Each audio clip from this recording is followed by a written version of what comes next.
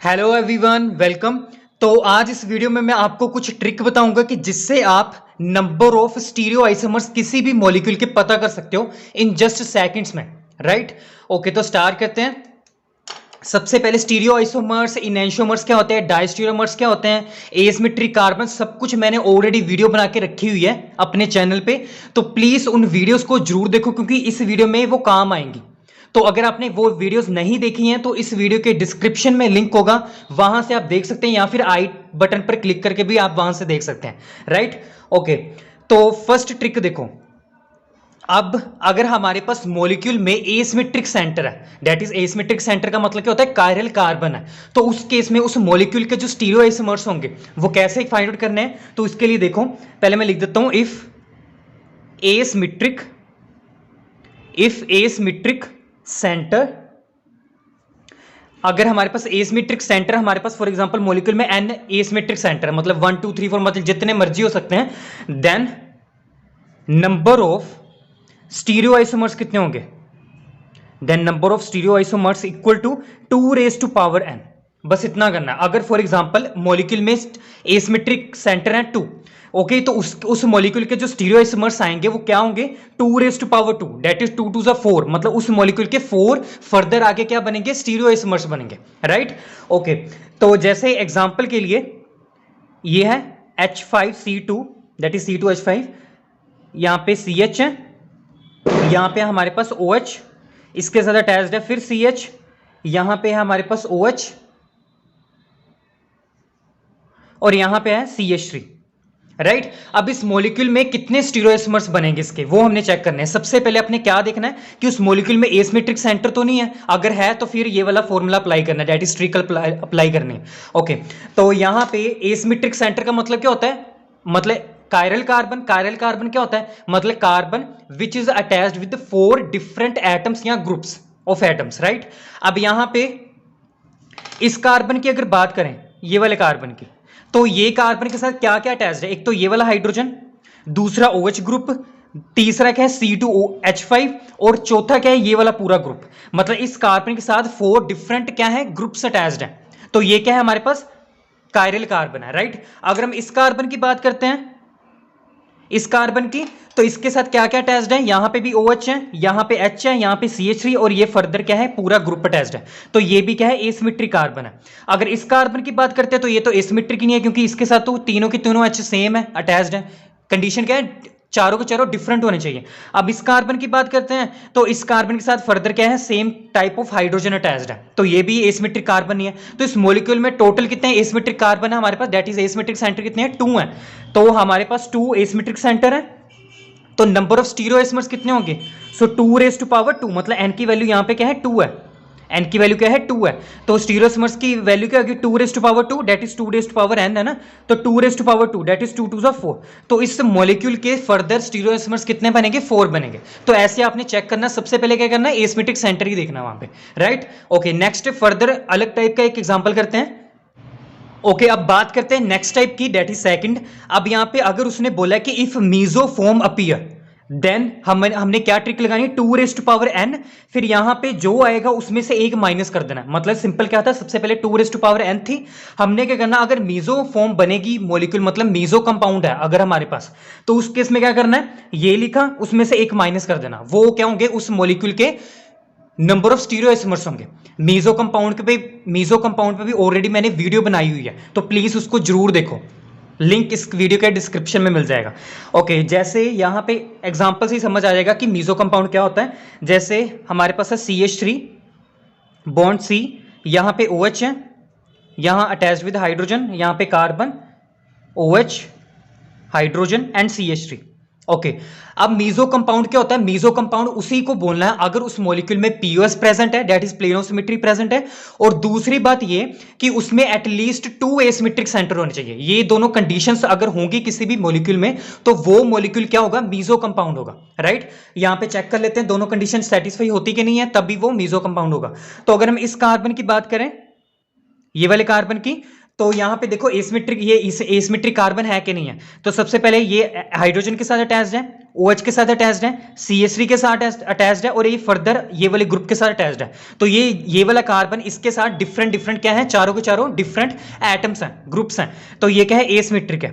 अगर इसकी बात करते हैं तो ये भी क्या है, एसिमेट्रिक है। क्यों? क्योंकि इसके साथ भी OH ग्रुप है, H है, CH3 और ये पूरा ग्रुप है। तो ये भी क्या है, एसिमेट्रिक कार्बन है। तो इस मॉलिक्यूल में एटलीस्ट कम से कम 2 होने चाहिए थे, तो 2 ही हमारे पास क्या है, एसिमेट्रिक कार्बन है, राइट।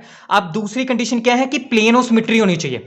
अगर मैं इस मॉलिक्यूल को बीच में से काटूं ऐसे, तो क्या होगा, ये जो ग्रुप है इसको रिफ्लेक्ट करेगा, ये कार्बन इसको रिफ्लेक्ट करेगा, ये हाइड्रोजन इसको रिफ्लेक्ट करेगा और ये CH3 इस CH3 को रिफ्लेक्ट करेगा। मतलब क्या है, इसके सामने अगर हाइड्रोजन है तो हाइड्रोजन ही आनी चाहिए, अगर OH है तो इसके सामने OH ही आना चाहिए, अगर यहां पे कार्बन है तो कार्बन आना चाहिए और इसके साथ जो हमारे पास ग्रुप होगा, अगर यहां पे फॉर एग्जांपल OH होता तो यहां पे भी OH होना था। मतलब क्या है, सेम, सब कुछ सेम होना चाहिए। अगर POS है तो यहां पे POS है, क्योंकि सब कुछ रिफ्लेक्ट कर रहा है आपस में, सब कुछ सेम है, तो POS भी है। और दूसरा क्या, हमारे पास 2 एसिमेट्रिक सेंटर भी है, तो इसी वजह से ये मॉलिक्यूल क्या है, मीजो कंपाउंड है। तो ये मीजो फॉर्म बन रही है इस मॉलिक्यूल में। तो यहां पे हमारे पास क्या ट्रिक लगानी है, 2n और यहां से 1 माइनस कर देना, तो वो क्या होंगे, इस मॉलिक्यूल के नंबर ऑफ स्टीरियोआइसोमर्स होंगे। तो यहां पे एसिमेट्रिक कार्बन क्या है, कितने हमारे पास 2 है, मतलब n की वैल्यू क्या है, 2 है। सो 2 फिर यहां पे -1, तो क्या होगा, 2 2 4 -1 दैट इज इक्वल टू 3। तो यहां पे इस मॉलिक्यूल के दैट इज जो कि फॉर्म मीजो कंपाउंड फॉर्म कर रहा है, उसके स्टीरियोआइसोमर्स कितने होंगे, 3 होंगे। तो ऐसे आपने चेक करना है, राइट। 2-3 एग्जांपल और कर लेते हैं, आपको अच्छे से समझ आएगा।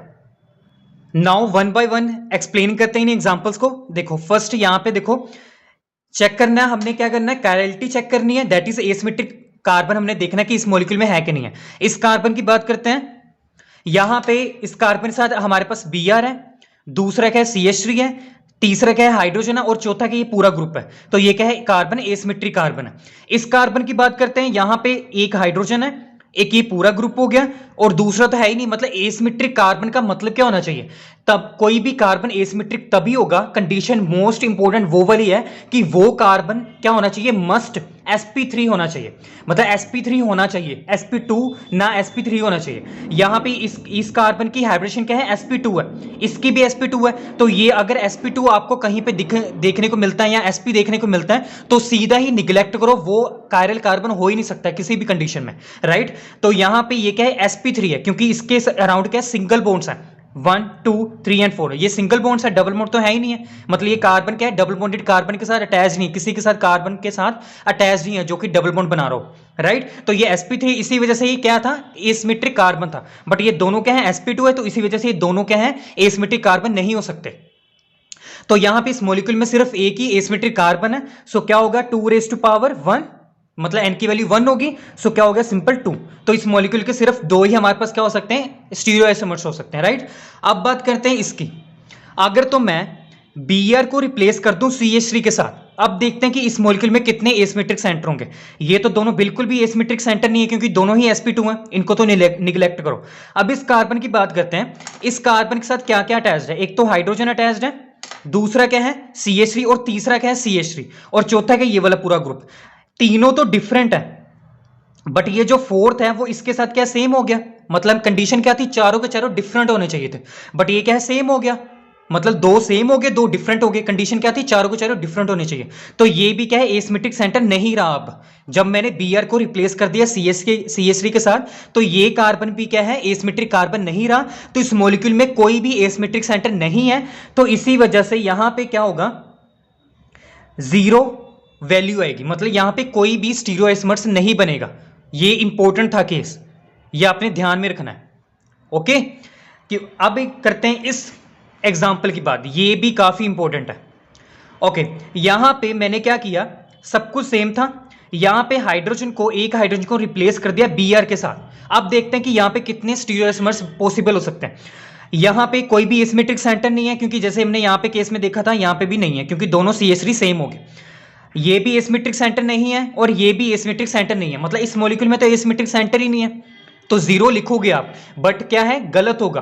ध्यान से देखना है। एक चीज और मैं बता रहा हूं, क्योंकि यहां पे इस कार्बन के साथ एक तो ये हाइड्रोजन अटैच्ड है और इसके साथ क्या है, हाइड्रोजन भी है और Br भी है, और यहां पे डबल बॉन्ड है।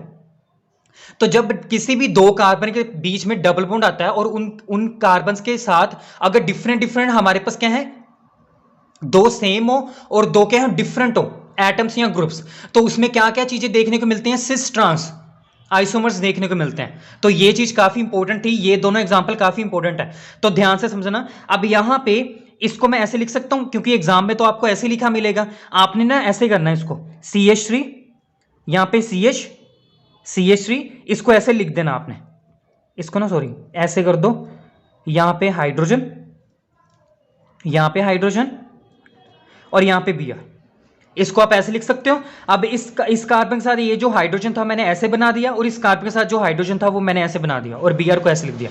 अब ये दोनों हाइड्रोजन क्या है?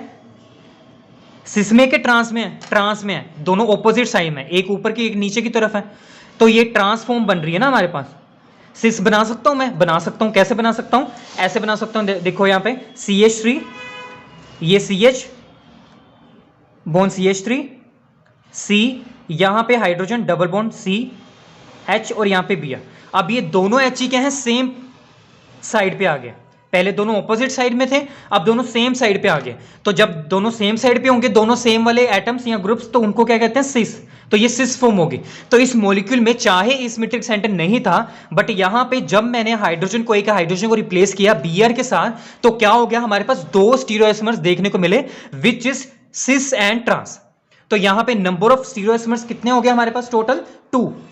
कितने हो गए? 2 कैसे आया होगा? जब हम 2 कैसे आ सकता है? देखो कैसे आया था 2 यहां पे, जब n की वैल्यू 1 थी, तो इसका मतलब ये हुआ कि जब हमारे पास n इज इक्वल टू 1 है, तो इसका मतलब क्या है? सिस ट्रांस पॉसिबल हो सकता है, चाहे एसिमेट्रिक सेंटर नहीं है, राइट? तो यहां पे पॉसिबल नंबर ऑफ कितने स्टीरियोआइसोमर्स हैं? 2, which is trans and cis. But यहां पे n की वैल्यू अगर कोई पूछ लेता तो कितनी होगी? 1 होगी। 2 नहीं लिखना, गलत हो सकता है। यहां पे आपको देखने को मिलेगा कि 2 है, बट ये 2 क्या है? फॉर्म्स है, ना कि n की वैल्यू है, तो n की वैल्यू सिर्फ एक ही रहेगी। ओके, तो ये दोनों चीजें, दोनों ही एग्जांपल काफी इंपॉर्टेंट थी। आई थिंक इतनी एग्जांपल काफी रहेंगी, तो ये सभी की सभी एग्जांपल काफी ज्यादा इंपॉर्टेंट थी। ओके ओके, सो अगर आपको कोई भी अगर ऐसा क्वेश्चन आता है नंबर ऑफ स्टीरियोआइसोमर्स पता करने के लिए, बिना टेंशन के, सिंपल क्या है, ये बेसिक आपको पता होना चाहिए। अगर ये आपको ये पता होगा, बेसिक अच्छे तरीके से समझ लिया, तो कोई टेंशन लेने की वाली बात नहीं है, राइट? आप फटाक से कर सकते हो एग्जाम में। सो आई होप ये वीडियो काफी हेल्पफुल रही होगी। तो ऐसी वीडियोस के लिए प्लीज चैनल को सब्सक्राइब जरूर करें। मिलते हैं नेक्स्ट वीडियो में। Happy learning.